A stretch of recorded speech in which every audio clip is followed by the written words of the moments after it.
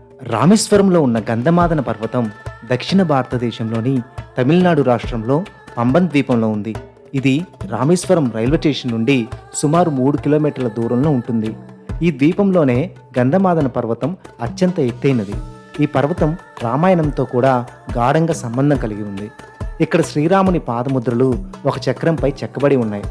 రామాయణం ప్రకారం గంధమాదన పర్వతం శ్రీరాముడు లంకపై యుద్ధం కోసం సన్నాహాలు చేసిన స్థలంగా చెప్పబడింది. ఈ పర్వతం నుండి హనుమంతుడు లంకకు ఎగిరినట్లు నమ్ముతారు. కొన్ని ఇతిహాసాల ప్రకారం హనుమంతుడు సీతమ్మను లంకలో చూసినట్లు రామునికి తెలియచేసిన స్థలం ఇదే. ఇంకొన్ని కథనాల ప్రకారం రావణుని సోదరుడు విభీషణుడు రామునితో ఈ స్థలంలో సమావేశమైనట్లు చెబుతారు. ఈ పర్వతం రామర్ పాదం అని కూడా పిలువబడుతుంది. ఎందుకంటే ఇక్కడ శ్రీరాముని పాదముద్రలు ఒక రాతి చక్రంపై చెక్కబడి ఉన్నాయి. ఈ పాదముద్రలను దర్శించడానికి భక్తులు పెద్ద సంఖ్యలో ఇక్కడికి వస్తారు. ఈ పర్వతం హనుమంతుని నివాసన స్థలంగా పరిగణించబడుతుంది. హనుమంతుడు అమరత్వ వరం పొందిన చిరంజీవి అని, ఈ పర్వతంలో నివసిస్తూ భక్తులను రక్షిస్తాడని నమ్ముతారు. ఈ కారణంగా ఇక్కడ ఒక చిన్న హనుమాన్ దేవాలయం కూడా ఉంది.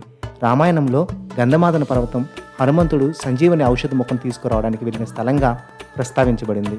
లక్ష్మణుడిని రక్షించడానికి హనుమంతుడు ఈ పర్వతంలోని సంజీవని ఔషధాన్ని తీసుకొచ్చారు.